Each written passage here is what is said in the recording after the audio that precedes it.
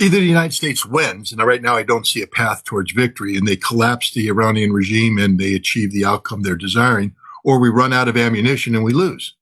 And we know right now Donald Trump has acknowledged that the original time frame of this conflict is no longer realistic. But the first thing he said is, we have enough ammunition. But the ammunition he's going to source comes from around the world, meaning we're going to draw down on the Pacific.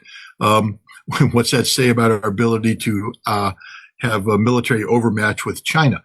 We've also drawn down in Europe, and we don't have enough ammunition. Iran has planned this campaign out brilliantly. They can outlast us.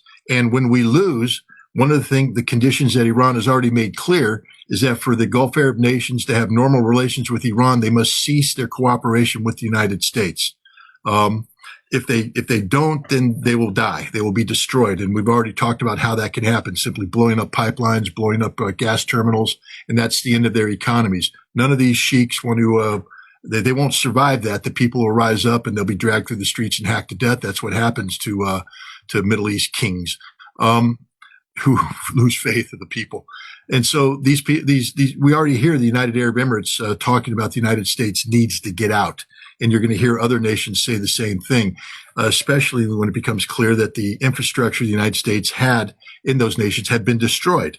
And the only way the United States could return is by rebuilding this infrastructure. And they can't do that if they just lost this conflict. So yes, I'm saying that one of the things that could happen with this conflict is that the United States will be compelled to leave the Middle East, stop viewing it as its personal military-dominated stomping grounds, and force the nations of the Persian Gulf to learn to live together in peace and harmony. And you know what?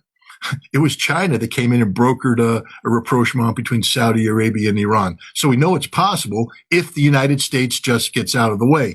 And Israel cannot posture the way it currently postures without the backing of the United States. But if the United States is strategically defeated in the Middle East, as it appears we will be, then Israel will have to tone down its message as well. And then there's Europe. We were speaking of the economic collapse of Europe, which will lead to the political collapse of the ruling elite, which will lead to a new class of politicians who may very well realize that they have to live in peace with Russia.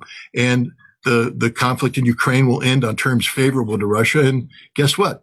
Peace will be breaking out all over, because the number one impediment to global peace is the United States. And when you remove the United States from the equation, good things can happen.